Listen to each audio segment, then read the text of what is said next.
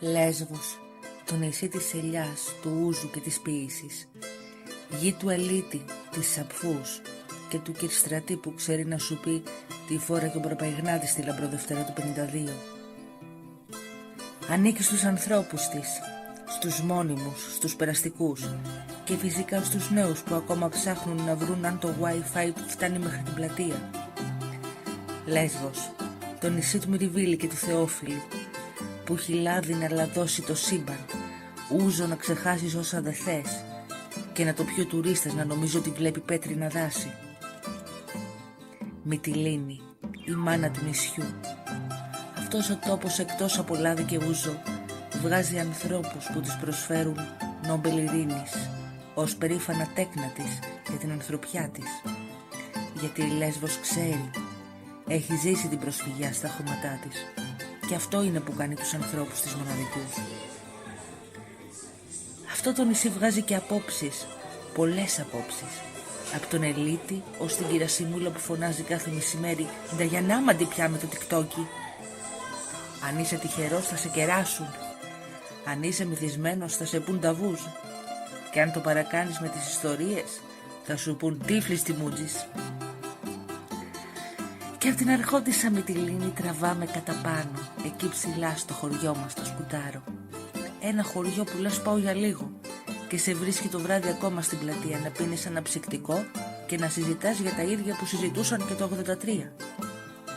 Εκεί που ακόμα και η γάτα στην πλατεία ξέρει ποιος πέρασε, τι είπε και γιατί. Εκεί που το γεροντάκι σε κάθε καφενείο θα σε ρωτήσει τι νουσίζεις εσύ μουρέλι μου. Εκεί μια ομάδα παιδιών έστησε αποστολή. Όχι για να μάθει μόνο, αλλά για να καταγράψει, για να συνδέσει το παλιό με το σήμερα. Τα παιδιά έκαναν έρευνα, πραγματική, όχι στο ίντερνετ. Εκεί, από το στόμα της γιαγιάς, από τα μάτια του παππού, από τα χώματα και τις γειτονιές. Βγάλαν φωτογραφίες, πήραν συνεντεύξεις, γελάσανε, ρωτήσανε, φλιαρίσανε. Αυτό το ντοκιμαντέρ είναι η ματιά τους. Είναι το βλέμμα μιας γενιάς που όχι μόνο οκνιά δεν τη βαραίνει, όπως κάποιοι θα πούνε, αλλά που ψάχνει ρίζες για να μπορεί να προχωράει. Έχουμε να πάρουμε συνέντευξη από τον πρόεδρο. Αυτό είναι το οδηπορικό μας, με στάσεις στις ρίζες και προορισμό το μέλλον.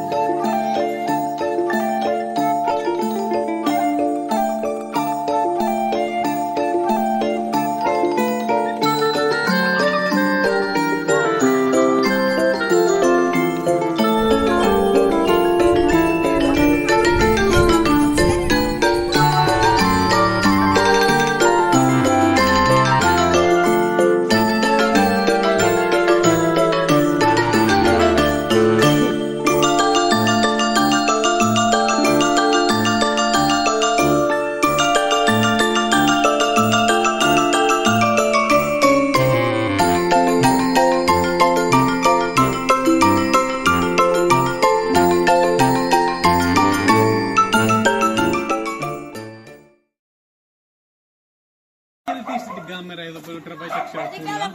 Εδώ. Πού πηγαίνουμε, για πείτε παιδιά στην κάμερα. Ναι, πηγαίνουμε.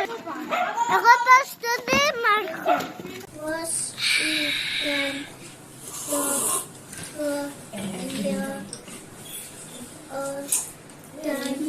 όταν ήσασταν παιδιά? Πρέπει να γυρίσουμε πίσω 35 με 40 χρόνια, ότι ήμουν και εγώ στην ηλικία τη δικιά σας. Τότε ο Σκουτάρος, οι περισσότερες οικογένειες μέσα στο χωριό είχαν ζώα. Όλοι δηλαδή στα σπίτια τους απ' έξω είχαν αποθήκες, είχαν στάβλους και είχαν μέσα γαϊδούρια και μουλάρια. Και με αυτά πηγαίνανε στα ζώα, στα χωράφια, στις ελιές, παντού. η ζωή τότε ήταν πιο δύσκολη, αλλά νομίζω προσωπικά ότι ήταν πιο καλή και πιο απλή. Γείτονά του. Και αυτό επαναλαμβάνω, αν είχα εγώ κάποια ανάγκη, έρχονταν ο γείτονας και με βοηθούσε. Που αυτό σήμερα καμιά φορά γειτόνι έχει κομμετική καλημέρα. Χρόνια τώρα. Όπως είπαμε καλησπέρα. Όπως η γειτονιά. Δηλαδή οι γειτονιές ήταν μέσα στο δρόμο, μαζευόμασταν παρέ. Ή σήμερα στο δικό μου σπίτι, αύριο στις γειτόνιες σας στο σπίτι. Τώρα αυτά έχουν κοπεί. Δεν. Ανεβαίναμε στο δωμάτιο, πιέσαμε. Ήταν ωραία, περνάγαμε ωραία. Είχαμε ωραίες αναπτύξεις στο χωριό.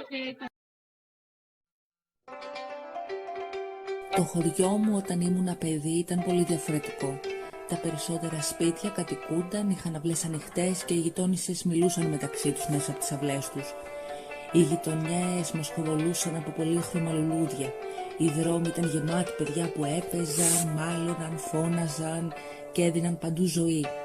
Κάθε απόγευμα τα πεζούλια γέμιζαν γιαγιάδες που έπαιρναν το πλεκτό τους και έβγαιναν να μιλήσουν, να ασκήσουν την κοινωνική τους κριτική και να περάσουν την ώρα τους. Το αίσθημα της αλληλεγγύης ήταν έντονο, αφού στο παραμικρό πρόβλημα έτρεχε όλη η γειτονιά να συνδράμει. Όλες οι εκδηλώσεις είχαν άλλο χαρακτήρα, ο γάμος ήταν χαρά για όλο το χωριό. Η μουσική έπαιζε από το πρωί και μετέφεραν τα δώρα από το σπίτι του γαμπρού στο σπίτι της νύφης και αντίστροφα. Το ίδιο γινόταν και με τις κηδείες. Το αίσθημα της θλίψης ήταν χαραγμένο στα πρόσωπα όλων των συγχωριανών, αφού έκλειπαν φέλιπα από όλους. Τα πανηγύρια ήταν πολύ δυνατά και αγαπημένα για όλους μας, αφού συμμετείχαν όλοι στο στήσιμό τους και το ξεφάντωμα ήταν για όλους κοινό. Γινόταν μια μεγάλη παρέα που το μόνο που τους ένοιαζε ήταν να περάσουν καλά. Ήταν παλιά σπίτια, δεν υπήρχαν δρόμους, δεν υπήρχαν γαϊδούρια, δεν είχαν πέραση τεχνολογία εκείνα τα σπίτια, να φτιάξετε δρόμους, έχουν αλλιώς. Καλή επικοινωνία ο ένας με τον άλλον, όλοι οι χωριανοί. Ο δρόμος ήταν παλιός δρόμος, χωματόδρομος δεν πάει καλά το λεωφορείο, μακριά μέρη που πέραμε το λεωφορείο. Εντάξει, τώρα για να πάμε στο βουνό στην μια φνέτ, πέραμε τα ζώα. Παλιά, όταν ήσασταν παιδί. Τα παλιά χρόνια, ναι. Ναι. Ποια ήταν τα ρεύματα που είχατε, δηλαδή τα φώτα που είχατε, ποια ήταν. Πώς βλέπατε παλιά από το φως. Πότε το βλέπαμε με τη λάμπα, με πετρελαίο, βλέπαμε με τη λάμπα με λάδι, που ήταν στα φώτα μέσα στο χωριό, σε ορισμένα σημεία είχε λάμπα με λάδι. Κάποιος κάθε βράδυ κάναμε τις λάμπες και βλέπαμε σαν ίση. Και στο σπίτι μέσα είχαμε λάμπα και διαβάζαμε. Και με λιχνάρι. Λιχνάρι? Ναι. Λιχνάρι, μπράβο, λιχνάρι. Ο Σκουτάρος είναι ένα ημιορεινό χωριό, το οποίο βρίσκεται βόρεια της πλαγιάς Σκοτεινό. Το Σκοτεινό είναι πηγαίνοντας προς την Καμάτσα, λίγο δεξιότερα. Αν και πάτε καμιά φορά εκεί, δεν ξέρω αν σας φέρει ο δρόμος, εκεί πέρα υπάρχουν σπίτια παλιά. Λοιπόν, χτισμένα με χώμα. Λένε παλιά ότι εκεί ήταν το πρώτο χωριό που φτιάχτηκε και λεγόταν Σκοτεινό. Αλλά λόγω ότι ήταν λίγο δύσβατο, δεν ήταν τόσο πολύ εύκολο να πας, μεταφερθήκαν σιγά εδώ πέρα. Λοιπόν, και γι' αυτό λένε ότι πιθανόν από το Σκοτεινό πήρε το όνομα Σκουτάρος εδώ και βγήκε το όνομα αυτό. Η θέση του χωριού ήταν αρχικά στα Αμπέλια, στην περιοχή της Παναγιούδας, όπου υπάρχουν όστρακα και χαλάσματα ακόμα. Ο κίνδυνος των πειρατών ανάγκασε τους κατοίκους να φύγουν από τη θάλασσα και να ανέβουν ψηλά στο βουνό, στους πρόποδες του βουνού Σκοτεινό, γνωστό Καμάτσα στους ντόπιους, στην περιοχή χαλάσματα όπου υπάρχουν λαξευτοί τάφοι σήμερα. Στη συνέχεια εγκαταστάθηκαν στη σημερινή θέση που είναι και η τελική. Έδωσαν στο χωριό το όνομα Σκουτάρος, δηλαδή σκουτάρι, ασπίδα, λόγω της ιδιαίτερης θέσης του, αφού είναι ημιορεινό και προστατευμένο από τις έντονες καιρικές συνθήκες.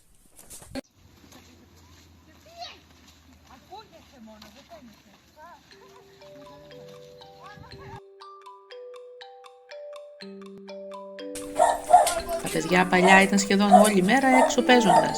Παίζαμε κρυφτό, κυνηγητό, ποδόσφαιρο, μήλα, μπάλα. Κυνηγητό, κρυφτό, μπάριζα. Τι παιχνίδια παίζατε? Κυνηγάει έναν τρόνο στο πέρα.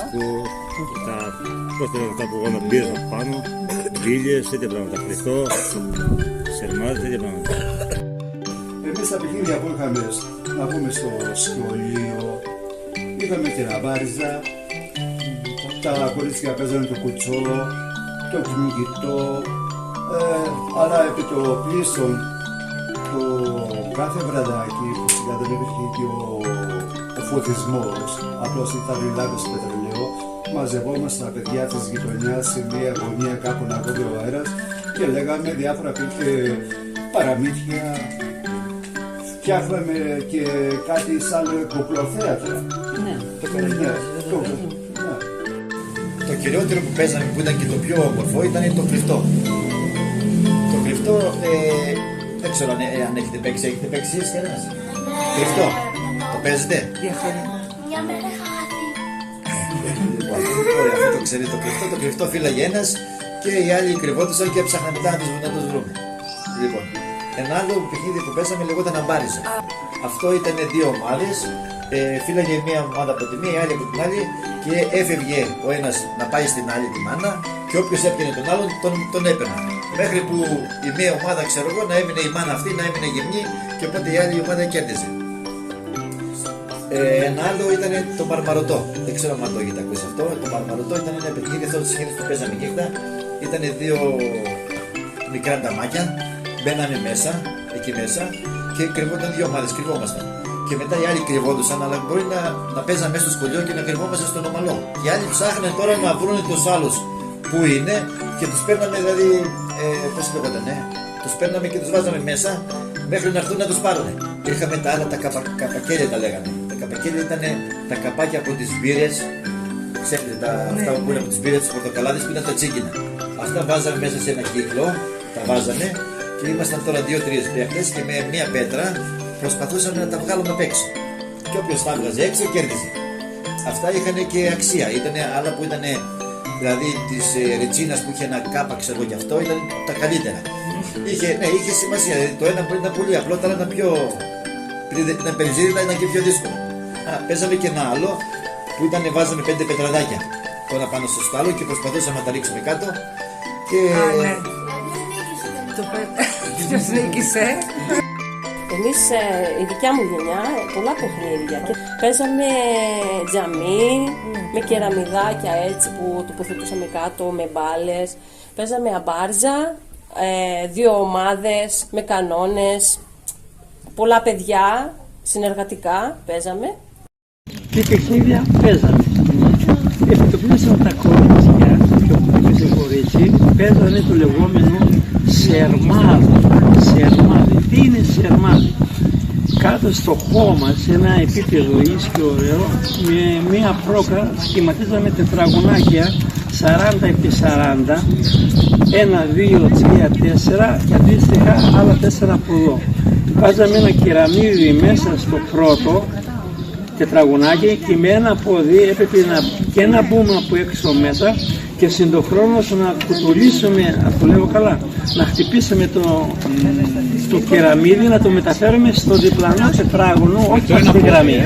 Με το ένα πόδι. Με το ένα πόδι. Σαν κουτσό δηλαδή, αλλά έπρεπε να χτυπήσεις. Αλλά να το χτυπήσεις. Τα παιδιά παλιά ήταν σχεδόν όλη μέρα έξω παίζοντας. Παίζαμε κρυφτό, κυνηγητό, ποδόσφαιρο, μήλα, μπάλα. Κυνηγητό, κρυφτό, αμπάριζα. Παιδιά, πίσω μου! Πίσω μου! Παναγιώτη, πού είναι μπροστά?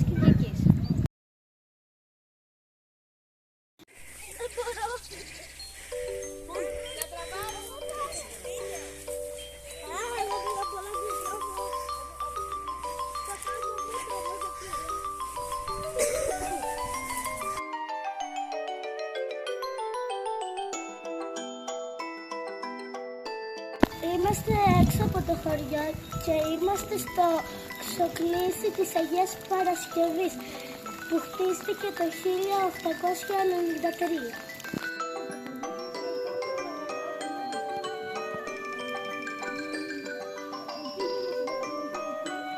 Μας έπιασε βρήκαμε καταφύγιο στο κλεισάκι της Αγίας Παρασκευής.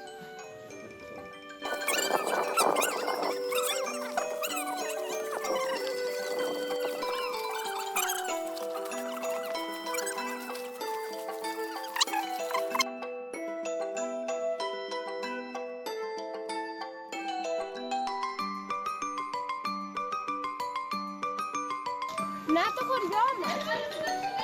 Με πολύ μεγάλη θέα από εδώ που βρισκόμαστε. Εδώ είναι είσοδος στο χωριό. Η πρώτη είσοδος του Σκουτάρ. Εδώ είναι η οβλή του σχολείου μας και η παλιά μας παιδική χαρά.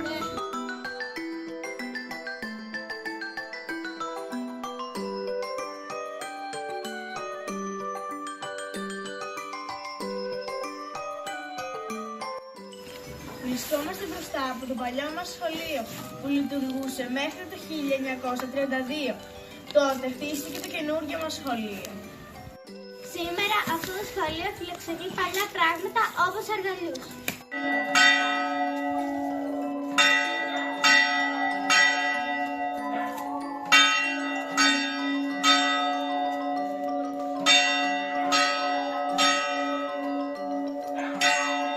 Βρισκόμαστε στην πλατεία του χωριού μας. Εδώ μαζεύονται πολλοί κάτοικοι και γίνονται πολλές γιορτές.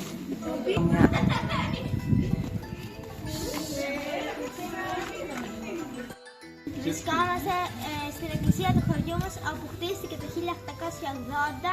Η αρχιτεκτονική της είναι τρίτη και βασιλική. Ωραία, πολύ καλά.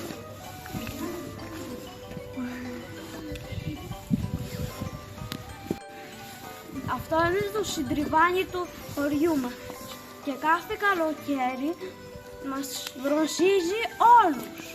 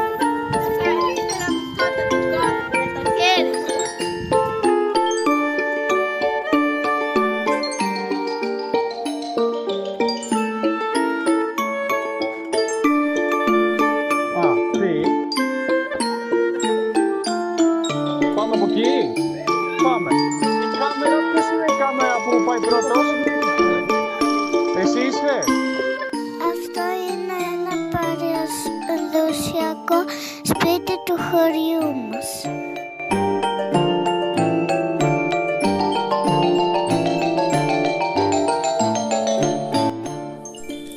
Στην περιοχή Πετέντε-Ρέ υπάρχει καταράκτης που κατά την περίοδο των βροχών τρέχει με μεγάλη ορμή.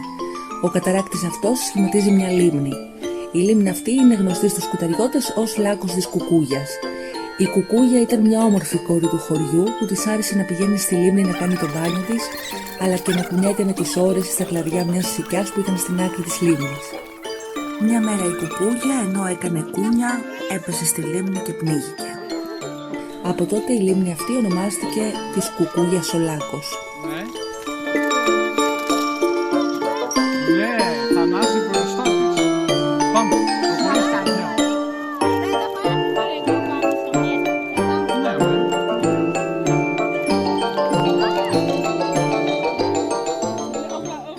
Από εδώ είναι η υπέροχη θέα του χωριού μας. ήσασταν μικροί, είχατε πολλά παιδιά στο σχολείο? Ναι, είχαμε περισσότερα παιδιά. Η κάθε τάξη ήταν από 10 μέχρι 15 άτομα. Ναι. Ενώ τώρα είναι γύρω στα 5-6. Ναι. Ήταν εξαθέσιο το σχολείο, στα δικά μου εξαθέσιο, και όχι μόνο αυτό, δεν μας έφερνε το μεγάλο σχολείο. Στην εκκλησία, αυτό που λένε το απάνω σχολείο, ναι, μία τάξη κάναμε εκεί, πάντα μία τάξη κάναμε εκεί. Τώρα που, τώρα έχουν τα παιδιά... 36 παιδιά. 36 είναι όλο το σχολείο. Και στο γιο μου εξαθέσιο ήταν. 250 παιδιά. Το παλιό σχολείο, απάνω, έκανα και εγώ εκεί μια τάξη. Μοιραζόμασταν, ήμασταν πάρα πολλά παιδιά. Ναι, πόσα δηλαδή? Μπορεί να ήταν και 200. Δηλαδή κάθε τάξη μπορεί να είχε και 30 μωρά, και 28 μωρά, και 35 μωρά. Εγώ όταν πήγαινα, εδώ όπως εγώ τις 3 τελευταίες τάξεις ήμουνα στο επάνω σχολείο. Λοιπόν, η τάξη μου είχε κάπου 35 παιδιά. Η δικιά μου τάξη. Είχαμε το σχολείο, είχε πάνω από 250 παιδιά. Ναι, και οι τάξεις οι κάτω είναι πιο μεγάλες. Τώρα τις έχουν μικρή τις τάξεις. Ναι, έχουν κάνει γραφείο στη μία, ένα το γραφείο ήταν κάτω από τη σκάλα, ένα μικρό γραφείο. Οι τάξεις ήταν μεγάλες. Όταν βγαίνουν την πρωινή προσευχή στην αυλή του σχολείου, βγαίνουν όλοι οι απλοί παιδιά. Οι τάξεις λες και είμαστε ο λόγος του σε... Τώρα που είναι. Ως το παιδόπεδο. Παιδιά, όσοι είστε εσείς τώρα σε όλο το σχολείο, ήταν σε μία τάξη. 35 παιδιά σε μία τάξη. Το σχολείο μέχρι και το 2000 είχε πολλά παιδιά. Κάθε τάξη είχε από 15 μαθητές περίπου. Στις δεκαετίες του 60, του 70 και του 80 το σχολείο είχε 150 μαθητές. Παιδιά να έβλεπες. Παιδιά να έβλεπες τότε. 36 ήταν μία τάξη. Όχι όλες. Από το σχολείο φαίνεται. Όταν ήμασταν στο σχολείο του 10 χρόνια ήταν εφταθέσιο, όχι εξαθέσιο, δεν χωράγαμε. Στο πάνω σχολείο είχε κόσμο μέσα. Τώρα πόσα άτομα? 36 παιδάκια. 36 είμαστε μια τάξη. Απίστευτο. Μετά από αυτό δεν καταλαβαίνεις, κάνεις ένα σημειωμό και βλέπεις τι... Βρήκε πύργο και κάτσε και χαμογελάρισε. Μάρτι μου καλέ, Μάρτι μου καλέ. Όλοι οι γάμοι που γινόταν μέσα στο χωριό μας, κάναν το γλέντι, ξενυχτούσαν. Και το πρωί ευχόταν και πλυνόταν εδώ. Η νύφη και ο γαμπρός. Και ο κουμπάρος. Το πρωί όταν ξημερών ήταν. Ναι. Ξενυχτούσαν, γλεντούσαν, τρώγανε, πίναν και το πρωί ερχόταν εδώ και πλυνόταν. Και αρχίζαν και τα αστεία. Παίρναν λάσπη από κάτω και πετούσαν στο γαμπρό.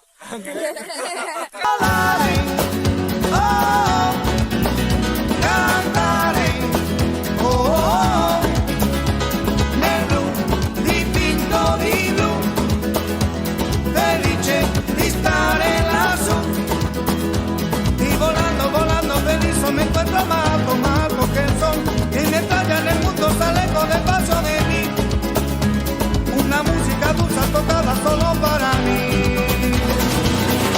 Volaré, oh, cantaré, oh, nel blu dipinto di blu, felice di stare lassù.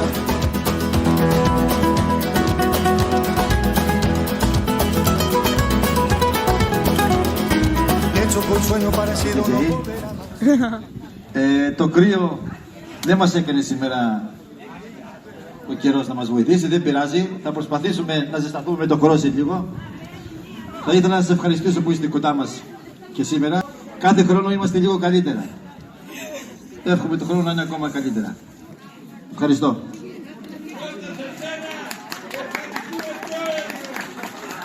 Μια μήνυ πτωχή που δεν νέος ούτε γέρος, μόνο να είμαστε μοναχοί. Τα κύματα την ώρα παρατέλει, ο ήλιος κι ανατολή, μαζί αστάζει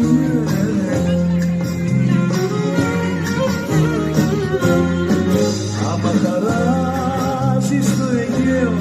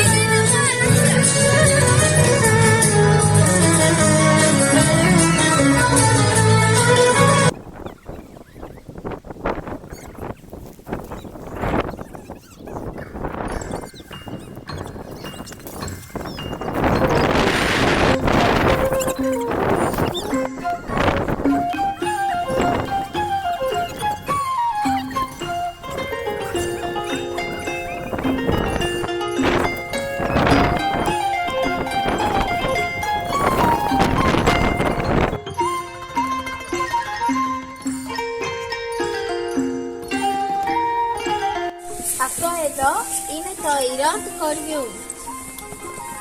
Το έφτιαξε η κοινότητα του χωριού. Φτιάχτηκε μπροστιμί όσων έπεσαν πολεμώντας. Όσοι πέσαν πολεμώντας στο πρώτο και στο δεύτερο παγκόσμιο πόλεμο. Δηλαδή το 1917 έως το 1949. Αυτά ήταν τα ονόματα των ηνηρών.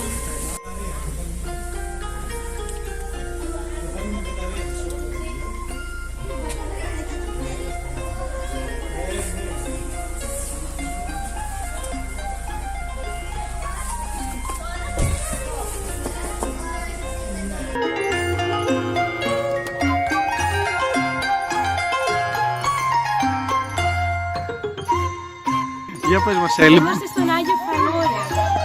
Στην κορυφή του βουνού δηλαδή, Ναι.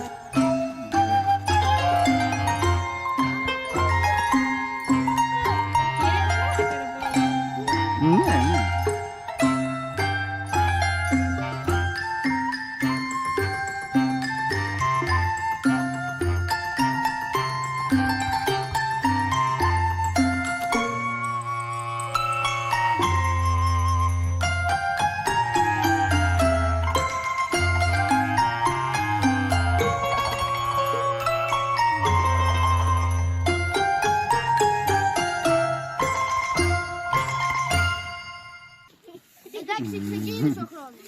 Εντάξει.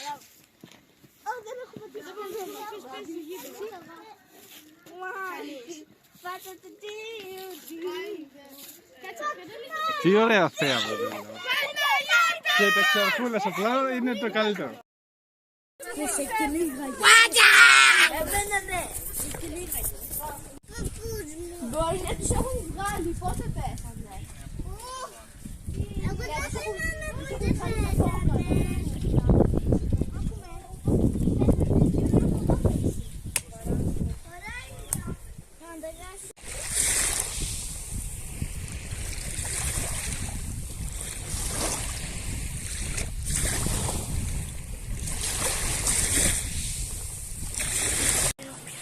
Ο Σκουτάρος, αυτό που μπορούμε να πούμε, ένα πολύ σημαντικό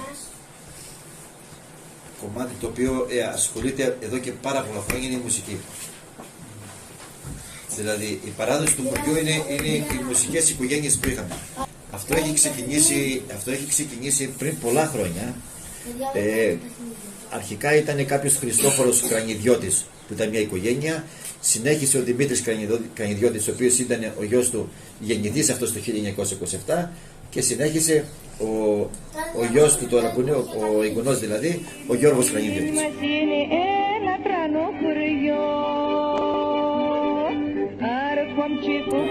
Γιώργαζε κάποιος για παράδειγμα, γιατί το χωριό φημίζεται για την παράδοση της μουσικής και την κουλτούρα όλη αυτής της πολιτιστικής κληρονομιάς. Επομένως κάποιος που γιόρταζε ήθελε να βγει στην αγορά του χωριού, στο κέντρο τώρα του χωριού του Σκουτάρου, πάρουν τα όργανα, τα κορδιόν, να παίξουν, να βγάλουν τους αργυλέδες. Όσοι ήταν ψάλτες, ήταν και μουσική. Έχουμε, ηλικιακά μιλάμε τώρα, έτσι, έχουμε τον Γιάννη Βουγιούκα, ο οποίος έπαιζε μπουζούκι και μετά έφυγε στον Καναδά. Ήταν ο Βασίλης Παντελίδης που έπαιζε κλαρίνο, ο αδερφός του Χρήστος Παντελίδης που έπαιζε τρομπέτα, και ο πιο παλιός ήταν ο Καραβασίλης ο Γιώργος που έπαιζε κάιντα. Και συνεχιστές τώρα όλων αυτών, δηλαδή οι πιο νέοι φουρνιά και αυτοί που κρατούν τώρα αυτή τη στιγμή τα εννιά, να το πω, είναι η οικογένεια Σιμινή. Λοιπόν, η οικογένεια Σιμινή ο πρώτος ήταν ο Ανέστης, ο οποίος άνθρωπος ακόμα το εξασκεί, και ο γιος ο Ιγνάτης Σιμινής, ο οποίος είναι ο πατέρας που έπαιζε μπουζούκι και τραγουδούσε, ο Ανέστης, και ο γιος που έπαιζε και τροπέτα και αρμόνιο και κιθάρα παίζει νομίζω. Ναι, λοιπόν, και είναι αυτή τη στιγμή οι συνεχιστές. Είναι μια παράδοση, νομίζω, και ο Χαλκιώτης, ο Δημήτρης που πάει που συνεχίζει το παίζει, ναι. Είναι μια παράδοση πάρα πολλών χρονών και νομίζω ότι πρέπει να συνεχιστεί αυτό το πράγμα. Είναι κάτι το οποίο το χωριό μας το είχε, και είναι και, σίγουρα μου διαφεύγουν και άλλα ονόματα, οι οποίοι το είχε και γινόταν δηλαδή και μες στην Άναξο και στο χωριό πάντα υπήρχαν υπήρχαν αυτά τα ονόματα και παίζανε. Είτε ήταν πανηγύρια, είτε ήταν βαφτίσεις, είτε ήταν γάμοι. Ανά πάση στιγμή και ώρα. Και 12 η ώρα το βράδυ θα μπορούσε κάποιος να φωνάξει τον Κρανιδιώτη, τον Χριστοφέλη που λέγανε, να έρθει να παίξει. Και να γίνει ένα πανηγύρι, ένα μαγαζί με ένα άτομο.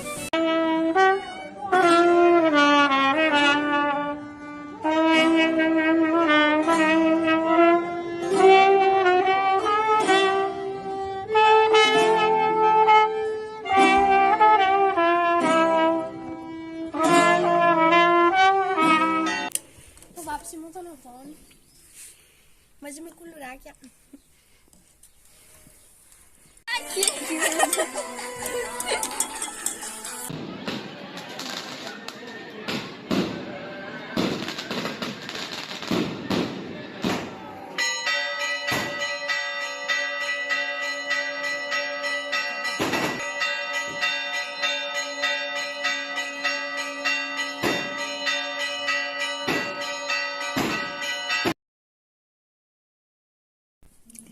Όπως κάθε χωριό, έτσι και το δικό μας σιγά σιγά ερημώνει. Οι νέοι αναζητούν δουλειά στην πόλη, νέα ζευγάρια δεν θέλουν να μείνουν, ο αγροτικός τομέας έχει εγκαταλειφθεί και με την κτηνοτροφία δεν θέλει να ασχοληθεί σχεδόν κανένας. Το όμορφο χωριό μας όμως έχει ελπίδα να ζωντανέψει και πάλι να γεμίσουν οι γειτονιές και το σχολείο παιδιά. Υπάρχει άναξος που διαρκώς αναπτύσσεται τουριστικά. Αυτό ανεβάζει το οικονομικό και βιωτικό επίπεδο των κατοίκων. Επίσης, όσοι έμειναν στο χωριό έμειναν από αγάπη γι' αυτό. Ας μην ξεχνάμε ότι αγαπάμε ανθίζει. Ας κάνουμε όλο ό,τι μπορούμε και ας δημιουργήσουμε τις προϋποθέσεις για να μείνουν τα νέα ζευγάρια.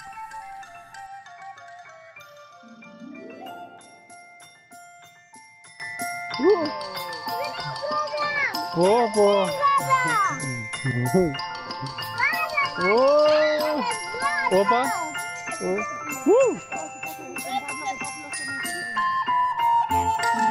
Τώρα ακολουθάει εσένα.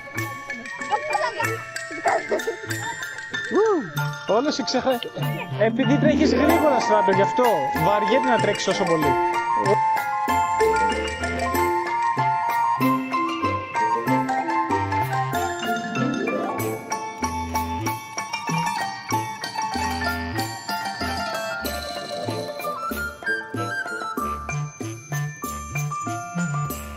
Καλώς τους!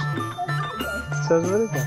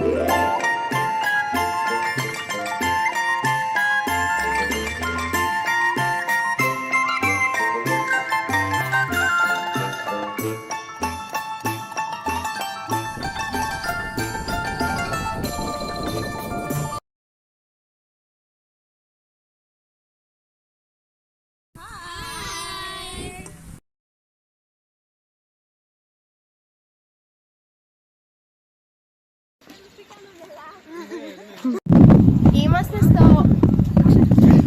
Είμαστε στο εκκλησάκι. Ένα λεπτό. Είμαστε στο χωριό. Το ποταμό, Σεμίνα. Ναι. Έχω λεφτά. Δεν έχω λεφτά. 3,20, 3,40, 3,60, 3,80. Μπράβο. Ωραία. Είμαστε έξω από το χωριό μας και βρισκόμαστε αυτή τη στιγμή στο εκκλησάκι της κυρίας.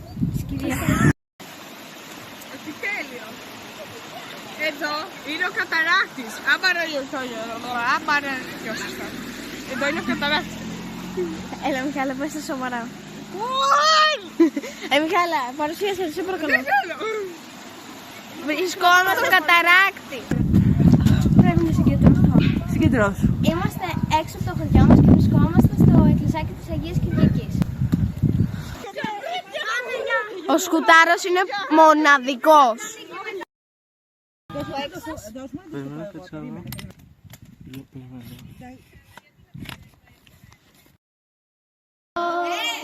Να σας το πω, το δυνατά να ακούσουν όλα τα παιδιά, να ακούσει η πολιτεία.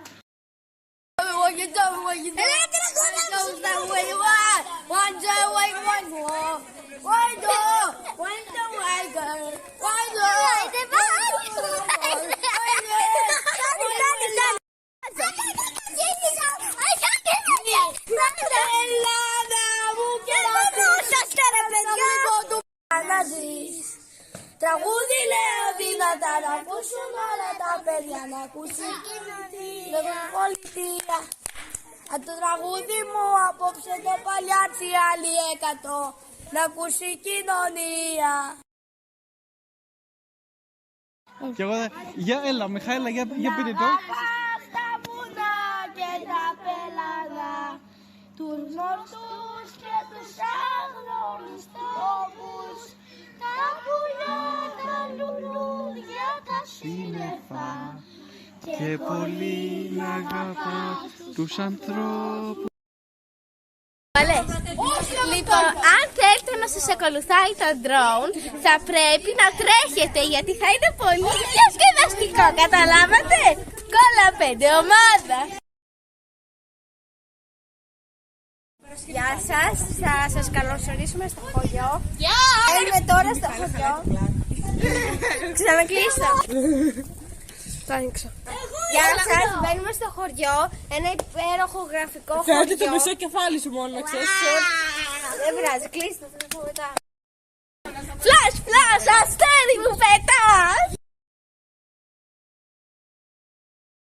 Η εκκλησία της Αγίας Παρασκευής.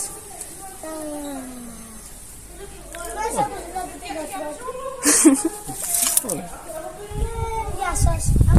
Ωραία.